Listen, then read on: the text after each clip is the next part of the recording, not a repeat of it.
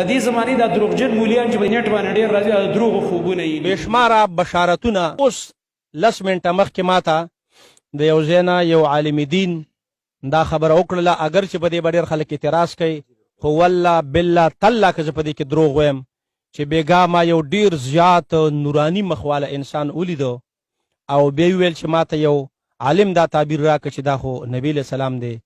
او حضرت شیخ صاحب دامت برکاتهم العالیه هغه یې غاړه ورکړه او ویل چې مبارکباد یې ورله ورکړو چې انشاءالله ته کامیابي او بیا دا بعضې مولیان راپاسې نو ډولونه یې راواخسته هلکه چې د غلط خوب بیان کو خو رد پې وکړه که نه خو چونکې د پارټۍ دی که نه زموږ ملک کې خو پارټي بازي ده مسلک پرستی ده چې خپلې پارټۍ مولا دي خرافات هم بیان کي نو خامخا به له پرتوګ ګوري او چې بل کس معمولي غوندې څه خپه خویه شوي لانۍ فتوې به پرې لګېدې فتو باران به شروع شي عجیبه دا ولیدې پلاني کانفرنس ته نبي علیه السلام وایي ورشه یو خوب کې مې دا ولیدې چې نبي علیه السلام د پلانۍ پارټۍ جنډه راله راکړه یو ملا صاحب چې دې جنډې ډېر خیال ساته او خوب کې مې دا ولیدې چې پلانۍ پارټۍ مولوي صاحب یې راته وښودو چې ګوره د دې امیر صاحب او د دې صدر صاحب به ډېر خیال ساتئ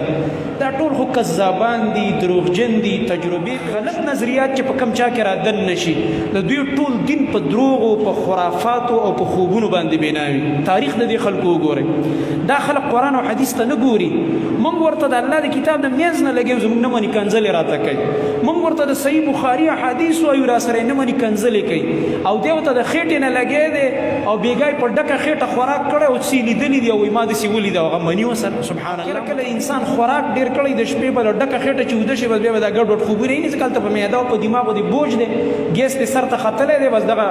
ګډوډ خوبونه به یې نو په زول خوب چې دی ولید رسول الله صلی الله علیه وسلم فرمایي ته پریشانه کړي نو دا چاته اړ وایم اعوذ بالله وایا او دا اړخ دی بدل کو بس سوچ فکر ته مکو دا شیطان د طرفه سي پریشان تقدس الموب اسګوري نړۍ تقدس الموب اسګوري نړۍ غرور باد ما چې مغروري نړۍ شي مخروری نړۍ تقدس الموب اسګوري نړۍ تقدس الموب اسګوري نړۍ